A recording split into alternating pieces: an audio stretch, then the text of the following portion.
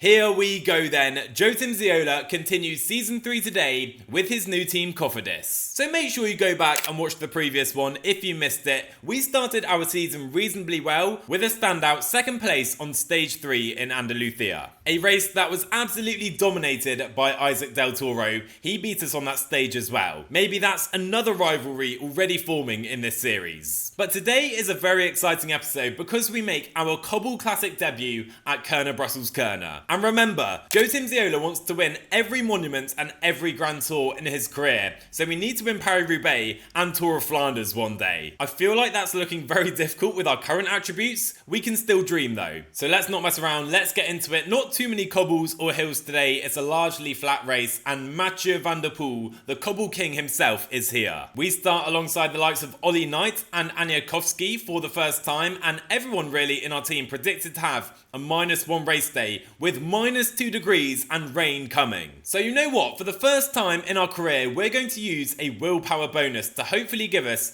a +3 race day. We'll only have one of those left now for the rest of the season, but let's use it for our cobblestone debut. Almost 100k into the race then, and still 100k to go. We finally hit the hills, but I'm not sure how selective they're going to be. And it would suit Van der Poel to have a harder race, but Alpecin also have Jasper Philipsen, so I can't see them blowing this race up on the hills. Anyway, here we go. It's a big moment in the Catalan Joe Timmsiola's career, because here we come onto the Eau de Quarmont for the first time in a race. Look at the cobbles. We don't have the big barriers and all the fans that we have at the Ronde van Vlaanderen when we go up this climb, but we are here and we're making it up the Eau de Quarmont. And to be fair to us, we're going to do it not losing too many positions in this group as well, so we're still here. 50k to go then. Now a couple of attacks have gone, the likes of Brent Van Moor, John Degenkolb as well, up the roads, but the big teams are still here, so we're still here too. I love how I'm talking about it like we're a premier favourite for this race. I don't think we are. There goes Van der Poel. Van der Poel trying to get in a move. I need to follow. Alex Sagar, get in his wheel, Timmsiola. A good wheel to follow. Let's try and stay there. Come on. Pace slows. Do I attack? Nope. Alpecin are still pacing on the fronts, but still,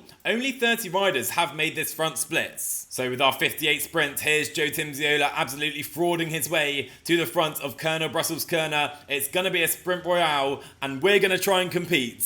Our sprinter Enquiries is completely cooked, only 2k to go in the wheels. Following centre St. Jens, there's Philipsen just ahead, Lund Andreasen as well. Here we go, sprinting for the line, nothing left. Who's going to win Kerner? And it is going to be, I think, Jasper Philipsen winning it, but we're going to get maybe a top 10 or at least a top 15 on our cobblestones debut. There we go, crossing the line, 11th place. What's the result for Joe Timmsiola? Not a bad race at all for us. That was fun, I enjoyed it, and I cannot wait until we become a much more complete classics rider and we can really have a go in these races. I mean, Jasper Stuyven losing to Timmsiola today. Stuyven should be embarrassed after that one. Our next race then is Paris-Nice, but first I do want to make a couple of tweaks to our schedule. We're currently heading to Brugge de Panne after Paris-Nice, then it's Zulia, Amstel Gold and La Flèche. But we're scheduling a rest week on this week of Brugge de Panne, and I don't really want to race it, so we're going to remove it from our schedule. And instead, I'm going to add the Grand Prix de Denain, a mini Paris-Roubaix, to really test ourselves on the cobblestones. With that done then, I also want to add one more race after La Flèche Wallonne, and that is the Vuelta a Asturias. We have history at this race. We claimed our first pro victory here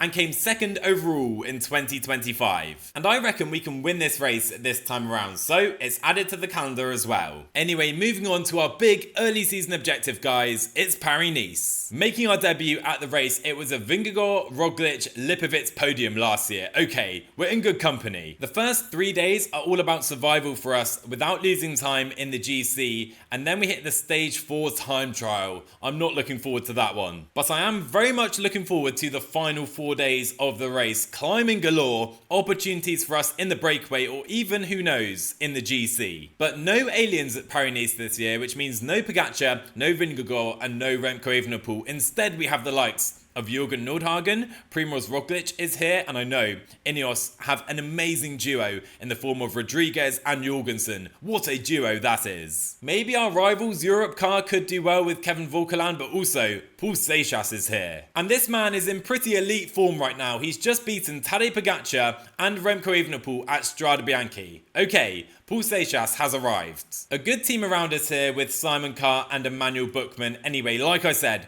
we just want to survive this first day without crashing or losing time. So away we go for potentially the second biggest race after La Vuelta we've raced in our career so far, and we get a very nice +3 day. Hopefully a few more of them in the mountains very soon. Chaos ensues in the crosswinds already. All of our teammates have been dropped instantly as soon as we hit this crosswind section. And the peloton, look how stretched out it is. Oh boy. This is the peloton right now. 1 minute gap to the riders behind. Look at these riders sprinting at the back of this group. I tell you what, it's a good job we have a +3 day. So crosswind section done. I think this group behind are going to come back on. Andrew August among the riders behind. Who else has been dropped? Jorgensen is behind. Oh boy. So the Carlos Rodriguez, Matteo Jorgensen group is still behind here as we approach the hills. And I tell you what, this is going to be a very selective day, much more than I anticipated. Strong riders, the likes of Louis Barre out the back, Nils Pollitt for Tudor about to go out the back as well. Let's stay to the front, still 25k to go. And oh my word, gaps forming again. We're just trying to conserve energy here, but it is... Oh my word, we've crashed.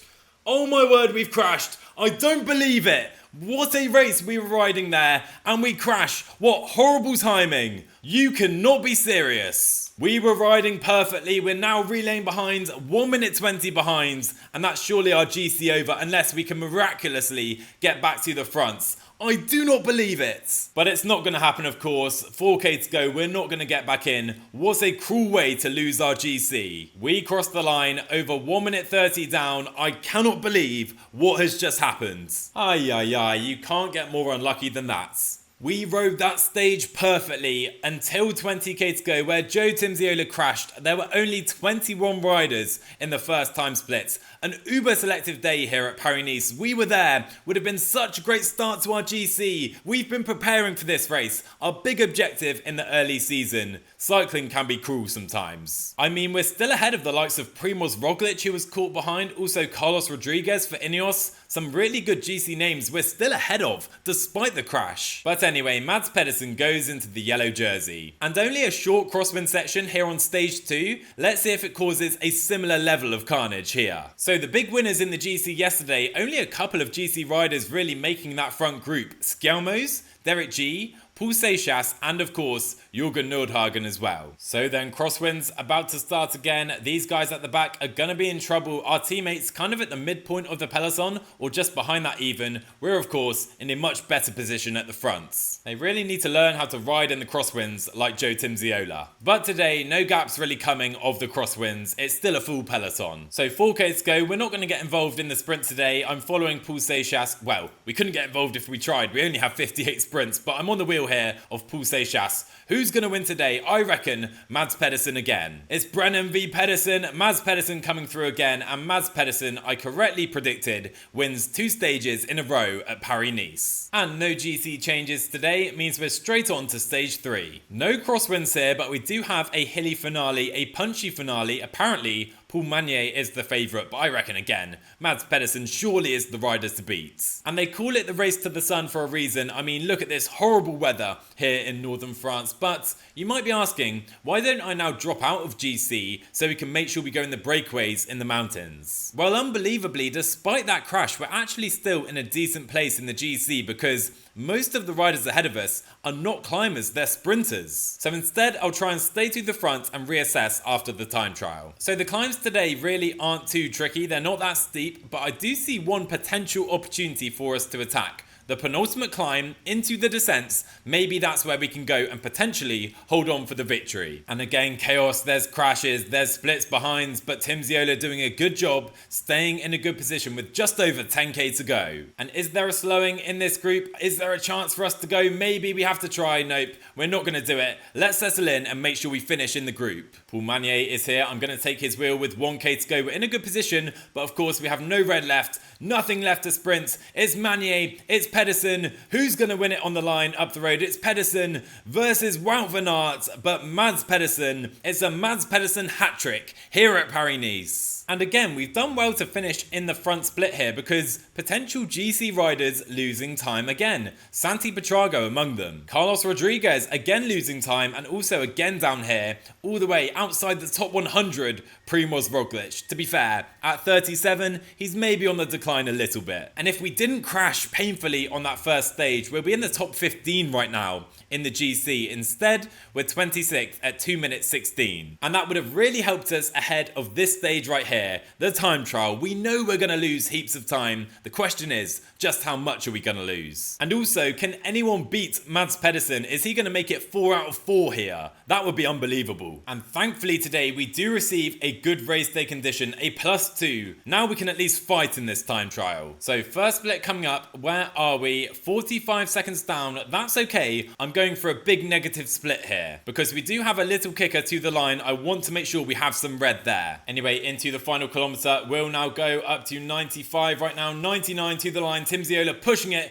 with that red energy, and we lose 1 minute 25. That's okay. It's not the best, but it's okay. And Mads Pedersen is finally beaten, but Little Trek stay undefeated. Matthias Skjelmose beating Wout van Aert by a single second. 76th place for us is an okay result. Again, we're only just behind Roglic. He's really out of shape at this race. That, or he's completely cooked at 37 years old. And GC right now is all over the place after the first half of this race. Rhyming accidentally, we're 25th. After the first 4 days, with I reckon Matthias Skjelmose, G, Seychelles and Nordhagen set to challenge for this race. We could have been there with them had we not crashed on stage 1. The first half of the race is complete then, but we've been waiting for the second half because this is where the mountains are. And I really like the look of this medium mountain day. I reckon we have a good chance at a great result today. But you cannot be serious. A -2 day. After we've been targeting this race, we've been in good form. This Paris-Nice does not want us to do well. After we crashed on stage 1, now this. And as we ride next to our old teammate Clement Aleno, we need to decide, do we now drop out of the GC so we can go in the breakaways, or do we try to hold on in the GC on this -2 day? Moments later. No way. No way. We have been cruising through the stage in the peloton and we've crashed again. We've crashed again at this Paris-Nice. The second crash. Honestly, what on earth is going on here? So I'm descending alongside Dylan Groenewegen, who has been dropped on that previous climb, trying to get to the back of the peloton. They're 1 corner ahead of us. We tried everything here to get back in, but we're now behind the gruppetto and we are done for. Our GC at Paris-Nice is officially over. And to be honest, I really can't believe it. I feel like we've been so unlucky so far at this race. We're over 10k behind the front, but Matthias Skjelmose has solo attacked and I think he's going to win the stage. Across the line, Skjelmose wins and takes the GC lead as well here at Paris-Nice. And just cruising to the line, we're going to finish about 20 minutes down today. There we are on the results page, 116th place. On a stage I thought we could have won as well. Anyway, Little Trek have still won every stage at this race and Skjelmose in the lead of the GC. Anyway, Timmsiola buddy, it's time to go stage hunting. And our first chance comes here, a rolling hilly day with some fairly long climbs. I reckon we have a chance from the breakaway. And we are handed a +2 day. Let's be aggressive and follow these attacks. Lander is on the move and we're gonna follow. Okay, we've easily made our way into a 16 rider breakaway. I can already see some very good riders in this group, the likes of Mikel Landa, Antonio Morgado is here, Jai Hindley, former Grand Tour winner. Okay, we've got our work cut out to try and win this stage. Our rival team Europe Car and Kevin Vorkelan are here as well. He's going to be really difficult to beat, and actually he's the closest rider in the GC at 7 minutes, so I reckon this breakaway has a good chance. At least, I hope so. And we really aren't interested in any KOM points here. We're just going to make sure we follow the group and try and conserve our energy at those KOM sprints. And okay, some riders spat out the back. The likes of Ben O'Connor and Milan Donny are gone. 12 riders left now in this breakaway, and I will now start to relay again at 75. Because behind in the peloton, they're pacing rapidly. They're trying to control this breakaway, and I don't like that one bit. But I do believe, I do believe we can pull off a miracle here. in one of the descents, either the first one or more likely the second and final big descent of the day, I think that's where I'll try and make my move. Until then, all we need to try and do is follow the rest of the riders in this breakaway. Come on, Timmsiola, I believe. But immediately on this climb, we have attacked the likes of Wandal, Abrahamson trying to go, not the strongest climbers trying to make their move, and we're going to go clear with them. We're going to follow, and the rest of the guys in this breakaway are going to be left behind for now. What's going on? Okay, we're a better climber than Wandal, and we're definitely a better climber than Abrahamson as well, and we have 30 seconds on the rest of this breakaway. Let's go now, pacing at 87. Come on! We're dropping them.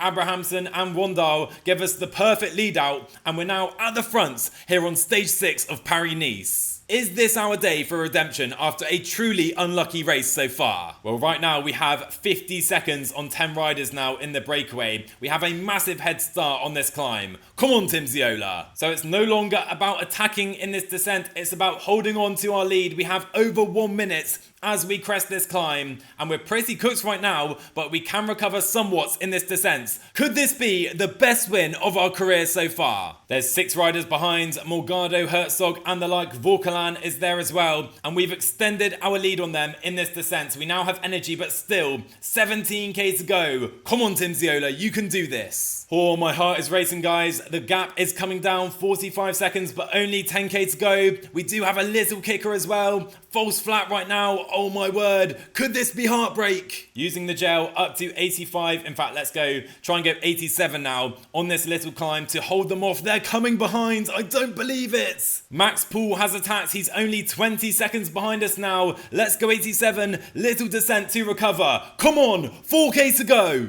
And now only 3k we have to go. Where is Poole behind us? He's surely not far. There he is, right at the bottom of the screen. There is Max Poole. 20 seconds. Only 1.5k to go. I think we're going to do it, guys. 1k to go. Come on. Into the finale. Joe Timmsiola is going to win here at Paris-Nice. Come on. What a victory that is. Oh my word. I am so proud of that one. Come on.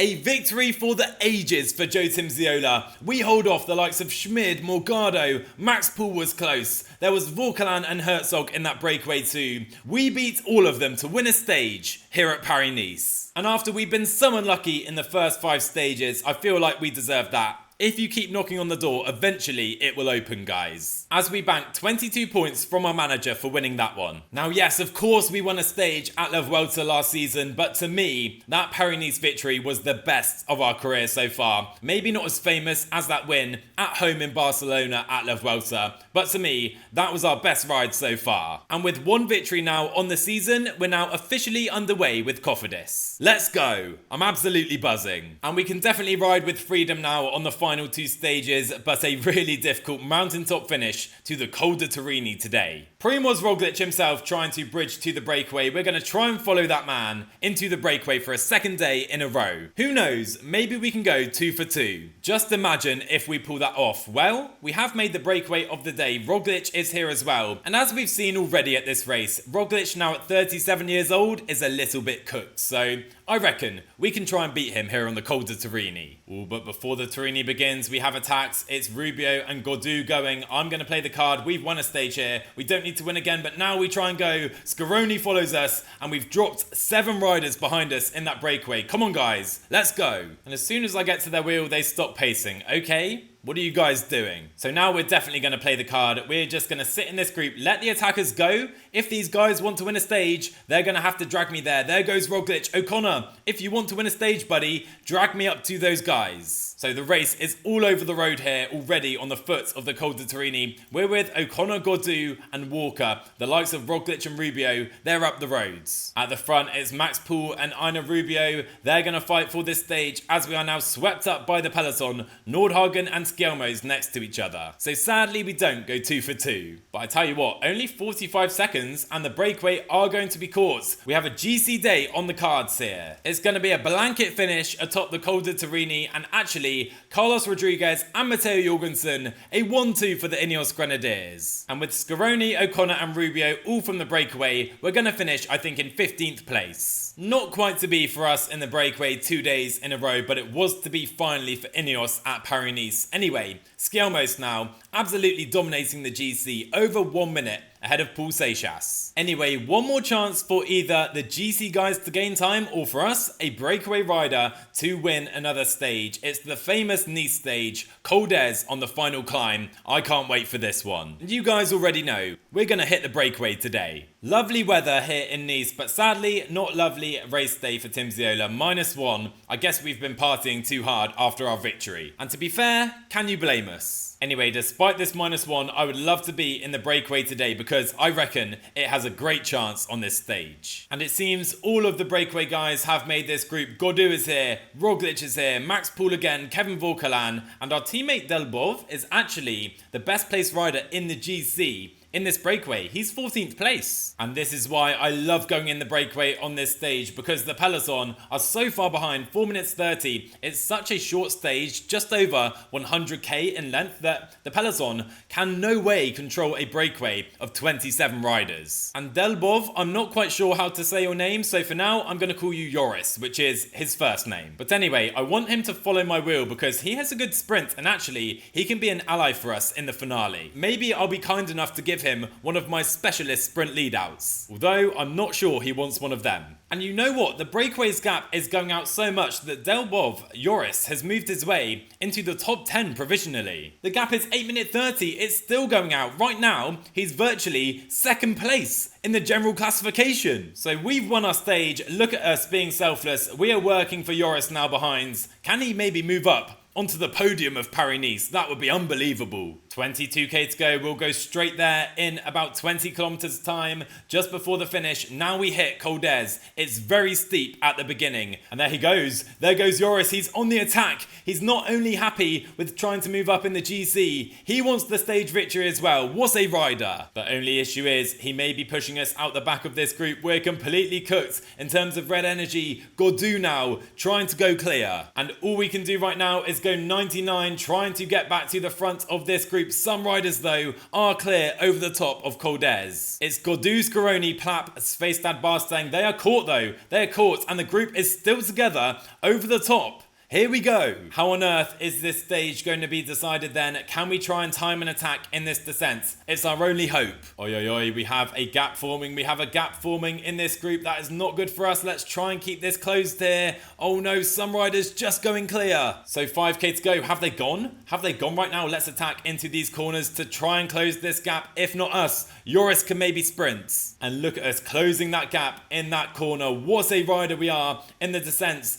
Maybe we'll just follow Mikel Landa. Nope, let's not do that. Let's keep going. 95, following Joris. We're not going to win this stage. Can he maybe do it? Into the final kilometre. Who's going to win the finale here at Paris-Nice? Up the road, Adrien Mayer is going to win it for the Unibet Tietema Rockets. And Joris gets up to finish 3rd place on the stage. But where is he in the GC? Here they come then, the peloton behind. It's Rodriguez sprinting. They finish at 7 minutes on the breakaway. What a weird finale that was, honestly. Joris with a great day. Adrien Mayer though gets the win for the Tietema Rockets. But scrolling down the peloton at over 7 minutes, Skielmos confirms his GC victory, but Joris moves into the top 5 of Paris-Nice. I love to see that. That rounds off an overall very successful race for the team. Almost entirely, of course, down to us and our victory a few days ago. I'm still so happy with that one. So a couple of points on the final day, and that's everything at the end of Paris-Nice. We're still waiting for that level 14. And it would have been nice to have had that level up ahead of the final race of today's episodes. That, of course, being the GP Dinan. We get some real cobblestone experience today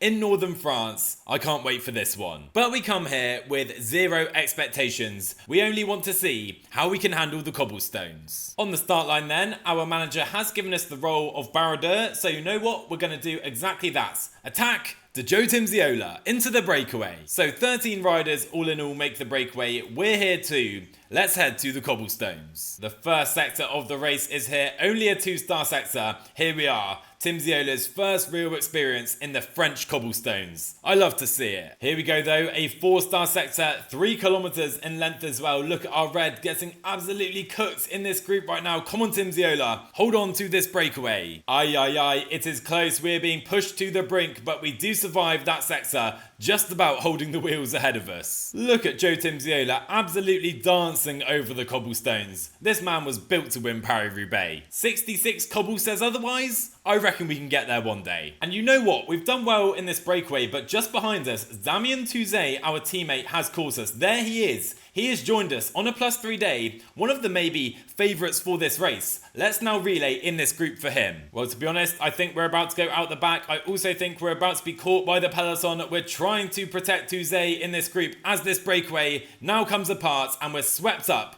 by the chasing peloton. And there is the moment. A great day for Timmsiola here on the cobblestones, but for now, I think we're about to get spat out the back. Let's see then, final kilometre, it's going to be a sprint. Cutting to the finish line, Van der Winkler is going to be nowhere. Jack Rootkin Gray wins it for his new team, Kern Pharma. Massive win for the Brits. And 7 minutes later, we're going to roll across the line after a solid cobblestone debut. I can't wait to look back on this race after we win Paris-Roubaix. Honestly, what a win that is for Rootkin Gray. 8th place in the end for Van der Winkler. Pretty solid results. And Timmsiola was 79th on his Northern Classics cobblestone debut. We've now ridden the Eau de Quermont and the Northern French cobblestones. I think we're getting somewhere here. Even though a pretty harsh 4 points from our manager despite achieving our breakaway objective. Anyway, couple of weeks off now for Joe Timmsiola before we head to Basque Country in the next episode. We're racing that for the first time. We also have Amstel Gold and La Flèche Wallonne. I cannot wait for those races. If you're excited as well, drop a like down below. Remember to subscribe while you're down there too. But I am really happy with how we raced in today's episode, getting rewarded finally with that big victory at Paris-Nice. But that's all for today. I'll see you guys in the next one.